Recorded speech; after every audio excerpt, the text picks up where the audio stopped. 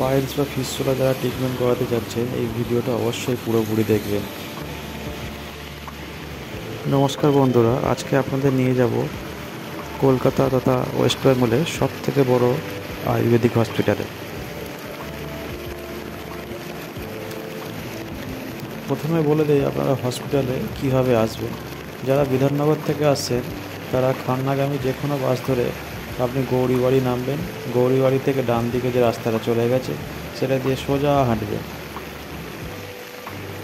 আপনারা খান্নায় নেবেন, যে কাউকে জিজ্ঞেস করতে পারেন যে আয়ুর্বেদিক হসপিটাল আমরা কীভাবে যাব।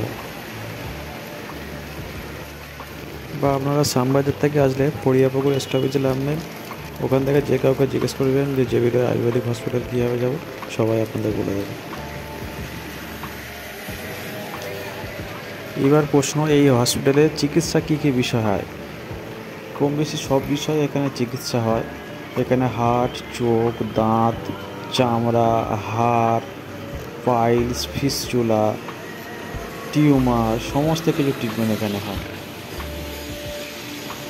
দেখুন, গল্প করতে করতে পৌঁছে গেলাম। এটাই হচ্ছে কি জেবিরয় হসপিটাল। দেখুন যে বিল্ডিংটা দেখতে পাচ্ছেন লাল কালার, এটাই জেবিরয় হসপিটাল অ্যান্ড কলেজ।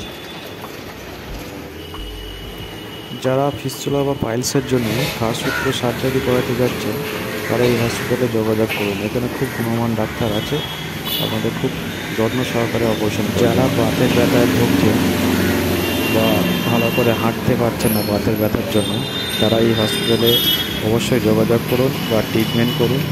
আশা করি আপনারা উপশম পাবেন।